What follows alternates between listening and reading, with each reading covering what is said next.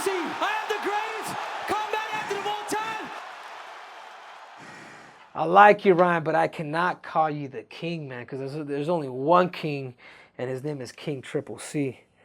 What's up, everybody? Welcome to this episode of Tell the Tape, where I am going to be dissecting Gervonta Davis versus Ryan Garcia. This is 135 pounds. This is the clash of two elite fighters that are finally coming together.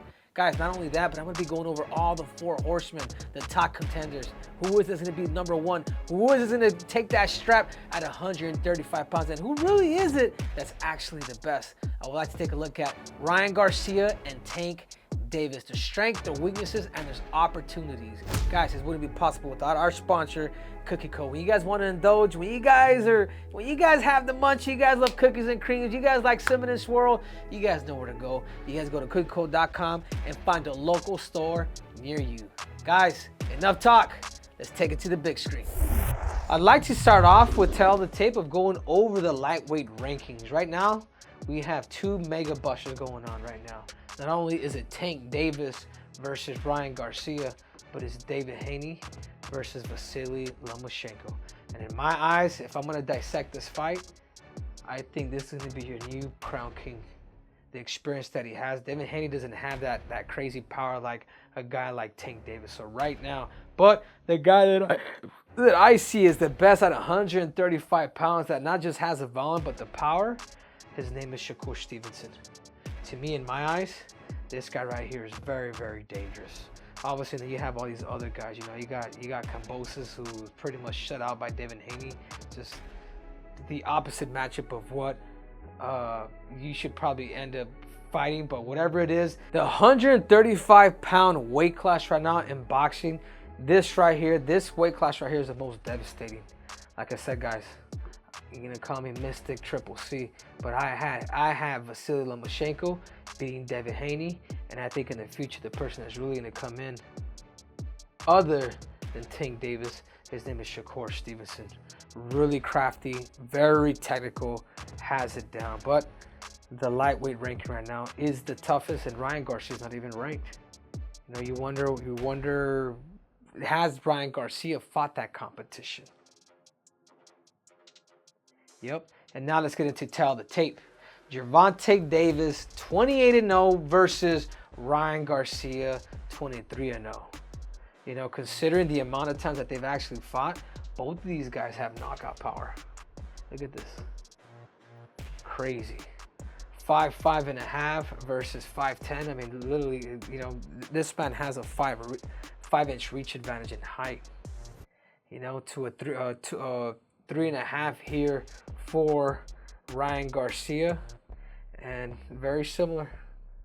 You know, 4 years is not a lot, you know, but this is the Tell of the Tape according to the records, their knockouts, their height, their reach, and their age. I mean, both these guys are in their prime right now. This is what makes this fight interesting, is you're not getting a Mayweather pocket who's gonna fight, who Mayweather's gonna wait for pocket to get old and start getting beat and then to eventually fight him.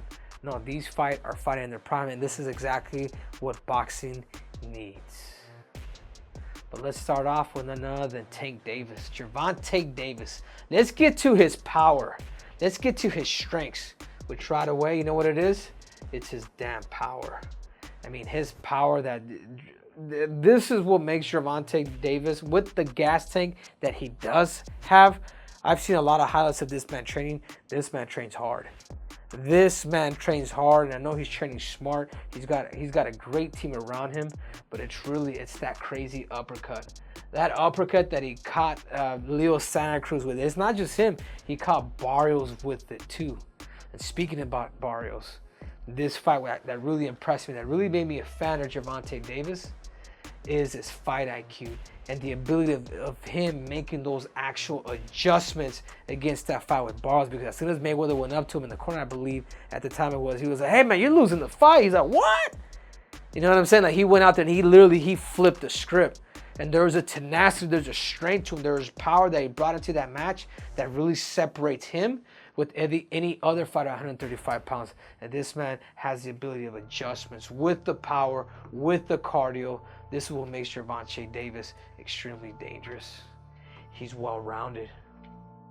This man's got defense. He's got that shoulder roll. He'll fight you. He'll fight you outside. He can fight you inside. You know, being short is a gift too. You know why? Because you're a smaller target. You know, I know. But the most important one out of all of them is his confidence. I mean, this guy has aspirations in being in the Hall of Fame, being in the history books. You know, him comparing himself to Muhammad Ali, people like that. And the way he trains, that just lets me know that he is a very, very confident man. 'Cause he's going to go in there and really get with people. Because even when he does fight, he'll say, I'll talk to people, because it encourages him. It puts pressure on him to kind of be able to take it to that next level. But there's weaknesses in everybody. Now, let's get to his weaknesses. Slow starter. That fight that he was losing with Barrios, he gave about 3-4 rounds away. Even with Isaac Cruz. You know, Isaac Cruz, like, he gave rounds away because he's kind of, it was a little too much feel from the beginning. And that's where you have to be careful. And sometimes, yeah, sometimes he does fight to the level of his competition. You see what I'm saying? It's not until Mayweather went up to him and told him, hey, you're losing the fight, that he stepped it up. Or even with that Isaac Cruz, that he was able to kind of run. Like, he wasn't accustomed to fighting shorter fighters. But he'll at times he will fight to the level of his competition. And sometimes his ego can kind of get in there too. He'll slug with people. I was watching not too long ago. I was watching him. I saw a clip of him in sparring, and the dude caught Gervonta Davis pretty good, and Gervonta Davis was still there. This is just, I know it's just sparring, but still, in sparring, it can relate to a fight. With this, I didn't know who the gentleman was, but he ended up catching him, and then Gervonta Davis went in there again. He got caught again, and he got caught again. He's got to be careful here, man, getting into slugfest, especially with a guy with the long reach like Ryan Garcia. He lunges. You know, sometimes he will lunge. Sometimes he will come off both feet for a little bit and reach for something. You got to be careful with a guy with good reach and good timing. You see, I went over the strengths, the weaknesses, Gervonta Davis, and now let's get to the one and only Ryan Garcia. I won't call him king because he ain't a king. He's a self-proclaimed king. And I just got to be honest. But what is it with Ryan Garcia? He's fought one of my training partners, and this is when I knew that Ryan Garcia, before he started becoming that Instagram, that YouTube star, I knew this guy was good. Because the guy that put the brakes on me one time, he put the brakes on him, but he also got hit by him.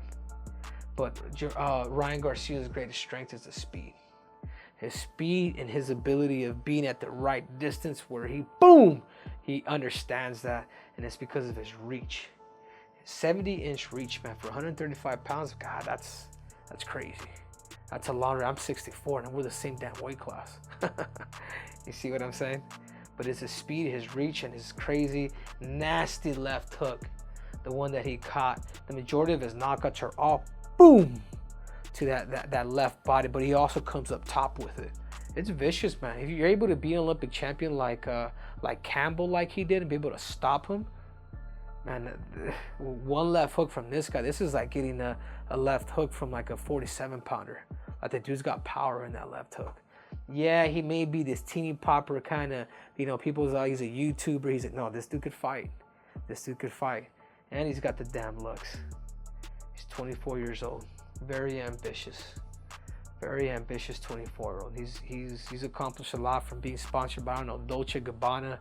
I mean, there's a lot of things that, you know, you want to consider, but he's got the speed, he's got the reach, he's got a nasty left hook, and he's got the youth. But guess what, guys? Just like Gervonta Davis, I got to go over his weaknesses. Yeah, Ryan Garcia's weaknesses. Lack of experience of top competition. In the pros and the amateurs, from what I know about this guy, he's fought David Henney, he's fought Shakur Stevens, he's fought a lot of these guys in the amateur, but fighting somebody in a pro in a 12-round fight, it is completely different. And especially fighting guys like who Tank has actually fought. I can only say that he's fought 2 former world champions, or if they're really like undisputed world champions, but he's fought people there, but he doesn't have that resume like Gervonta Davis, the caliber of athletes that he has fought, of boxers. His chin's too high. And Gervonta Davis brought this up too. Sometimes he'll swing, and it's just like it's a habit that he's got to get rid of. He'll float his chin up high and he'll lunge this way, or he'll just tilt, kind of like Israel Adesanya. But he's got to be careful because of that chin. Because when you get a shorter fighter gonna go inside, boom, you can get a crazy overhand. It's almost like a rainbow. Like they'll bring it up top of their head and they'll eventually catch you with it. Punches too wide, or sometimes hands down. And you can even see it when he does mitts. Yeah, it's fast, but it's also like way down here or way up here.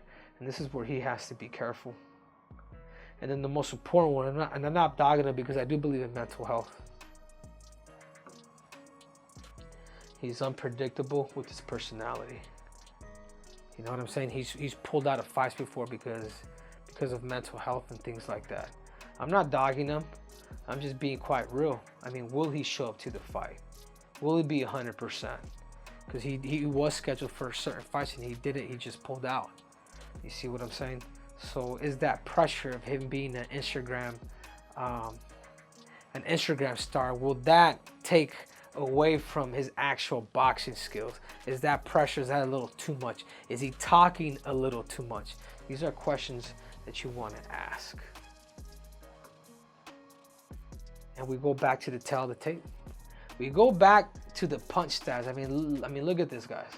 You know, punches thrown per round. He's got the edge.